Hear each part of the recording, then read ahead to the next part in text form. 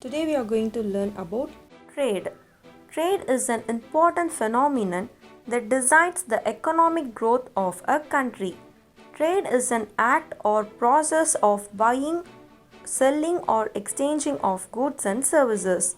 The primitive method of trade was known as the barter system, where goods were exchanged for goods. Later on, money was introduced as a medium of exchange in buying and selling of goods. The difference in value between the imports and exports is called balance of trade.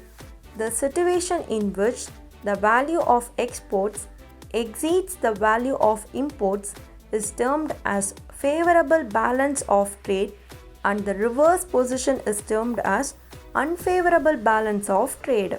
Next topic, types of trade. Trade in general is of two types. They are internal trade and international trade. The trade carried on within the domestic territory of a country is termed as internal trade. Internal trade is also called as domestic trade or local trade. Land transport, that is roadways and railways, plays a major role in this trade.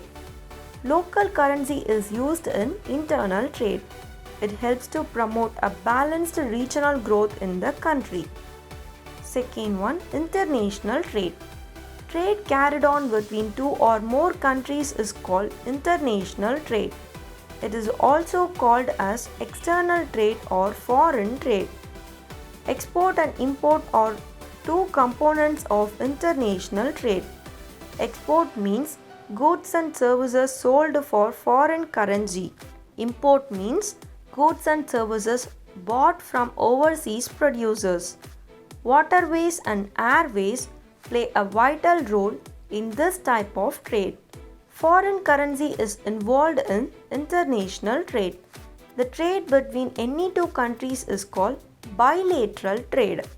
The trade between more than two countries is called multilateral trade.